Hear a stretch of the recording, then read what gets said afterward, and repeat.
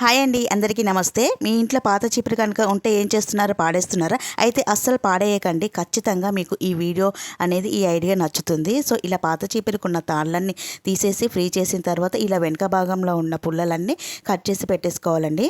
So రూపాయి ఖర్చు అనేది లేకుండా మనకి పాట్ అనేది తయారు చేసుకోవచ్చు, కొంచెం సమయాన్ని తెలివిని కేటాయిస్తే అనమాట అండి. సో ఈ విధంగా అయితే నేను అన్నీ కట్ చేసి పెట్టేసుకున్నాను. అలాగే ఒక వాటర్ తాగే బాటిల్ ఖాళీది తీసుకొని ఇలా మనకి ఏ సైజు కావాలంటే ఆ సైజులో కట్ చేసుకున్న తర్వాత ఇలా మనం కట్ చేసిన పుల్లలు, చీపిరి పుల్లలు ఉన్నాయి కదండి, అవన్నీ ఇలాగా బాగా అతికించాలి. ఇది ఆరటానికి మాత్రం ఖచ్చితంగా ఒక హాఫ్ అన్ అవర్ అయినా ఫ్యాన్ కింద పెట్టాలండి. హాఫ్ అన్ అవర్ పడుతుంది అనమాట. ఇలా బాటిల్ చుట్టూ మొత్తం ఈ పుల్లలు కట్ చేస్తే ఇప్పటికే మీకు ఒక ఐడియా అనేది వచ్చేసింది కదండి. చూడండి, ఒక వుడ్తో చేయించిన ఫ్లవర్ పాట్ లాగా చాలా చాలా బాగుంది కదండి.